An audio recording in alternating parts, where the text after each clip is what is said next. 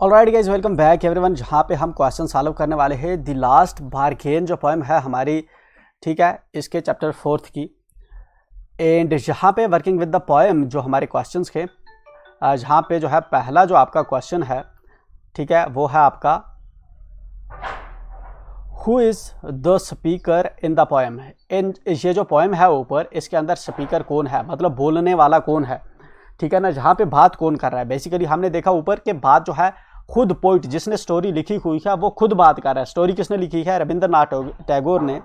The poet Rabindranath Tagore is the speaker in the poem. इस poem के अंदर जो पोइट है वो हिमसेल्फ क्या है? स्पीकर है, ठीक है। नाउ इसी का हमारा क्वेश्चन नंबर 2 है, ठीक। क्वेश्चन नंबर 2 क्या है? The king sword in hand suggest. जो किंग के हाथ में जो तलवार है, किंग के हाथ में जो तलवार है, ये क्या चीज़ सजेस्ट करती है? ये क्या चीज़ सजेस्ट करती है?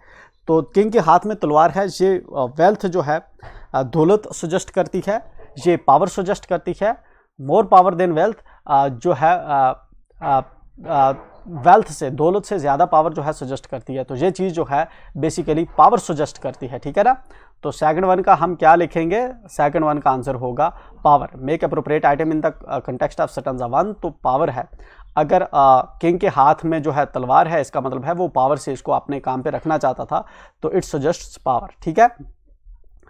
And then we have question number 3 for same.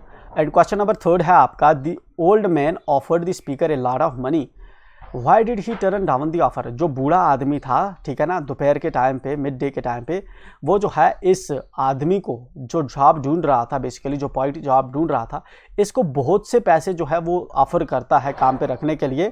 Y did he turn down the offer. लेकिन ये जो आदमी है, ये पैसों को क्यों टर्न डाउन कर देता है, इसके इस ऑफर को क्यों एक्सेप्ट नहीं करता, ठीक है।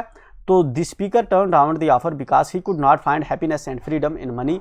जो स्पीकर है वो इस ऑफ़र को ठुकरा देता है, ठीक है ना, पैसे वाले ऑफ़र को, क्योंकि जो स्पीकर है अगर वो जो है पैसों पे इसके काम पे रह जाता तो इसकी वजह से इसको हैप्पीनेस और जो आज़ादी है वो हासिल नहीं होती, ठीक है ना। क्यों? तो the speaker turn down the offer. Speaker ने जो है ऑफ़र को टर्न डाउन कर दिया, नकार दिया, बिकॉज क्योंकि he could not find happiness, क्योंकि उसको जो है खुशी नहीं मिल रही थी, एंड फ्रीडम इन मनी, और उसको आज़ादी महसूस नहीं हो रही थी पैसों में, ठीक है। इसी का क्वेश्चन नंबर 4 है। Then we have question number 4, find in the poem lines that match the following, ठीक है ना। पोएम के अंदर हमें वो लाइन्स जो है निकालनी है, ठीक है ना, जो इसके साथ जो है मैच कर रही होंगी, जो नीचे दिए गए हैं। Read both one after another, एक के बाद दूसरा जो है हमें रीड करना है, ठीक है ना। पहली जो है, I have nothing to give you except good will and cheer. मेरे पास तुम्हें देने के लिए कुछ भी नहीं है, सिर्फ मैं तुम्हें क्या दे सकता हूँ? गुड विल, ठीक है ना, और चीर, मतलब कि तुझे जो है सिर्फ मैं जो है जब तू कोई काम करेगा तो मैं उसकी दाद दे सकता हूँ, एंड नथिंग एल्स। तो I hire you with nothing, जो लास्ट पे जो बच्चा है इसको हायर करता है बिना किसी चीज़ के। तो ये जो लाइन है, ठीक है ना, इस लाइन का मीनिंग जो है यहाँ पे जो है ये वाला हमें देखने को मिलता है, ठीक है ना। Her happiness has no more than sorrow in disguise, ठीक है ना। उसकी जो हैप्पीनेस है, जो एक्चुअल में जिस औरत ने स्माइल किया था, तो उसकी जो हैप्पीनेस है बेसिकली वो जो है बेसिकली उसके पीछे वो उसकी जो हैप्पीनेस है, जो उसके ऊपर, जो उसके मुंह पे स्माइल दिख रही है, बेसिकली वो एक डिस्गाइज है, क्योंकि उसके पीछे जो चीज़ छुपी हुई है वो छुपी हुए हैं आंसू, वो दुख छुपा हुआ है उसके पीछे। तो ये चीज़, ये इस लाइन का मीनिंग हमें किस लाइन में दिखता है? ये दिखता है हमें, her smile पेल्ड and melted into tears. उसकी जो स्माइल है वो मुरझा जाती है, और जो उसके जो स्माइल है तब तक उसकी आंखों से आंसू आ जाते हैं, right. Then we have line 4, और इसका मीनिंग हमें किस लाइन में दिखेगा? The king's might was not worth much. जो किंग की ताकत थी वो ज़्यादा मायने नहीं रखती थी, ठीक है ना। But his power was counted for not, लेकिन उसका जो पावर है वो कोई मायने नहीं रखता था इस ऑथर के लिए, जॉब ढूंढने के लिए, जॉब सीकर के लिए।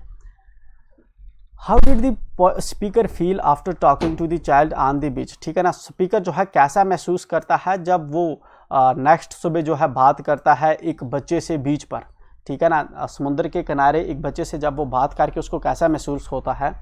The poet felt a sense of happiness. Poet को जो है खुशी महसूस होती है, एंड फ्रीडम, और उसको जो है आज़ादी महसूस होती है। After talking to the child on the beach, जब वो जो है बच्चे से बीच पे बात करता है तो उसको खुशी और आज़ादी महसूस होती है, and this is what he was searching for. तो फाइनली जो है वो बच्चे के साथ काम करता है। तो ये होगी हमारी पॉइंट के बेसिकली जो हमारी जो पोएम थी इसके क्वेश्चंस दी बार्गेन के, दी लास्ट बार्गेन के, ठीक है।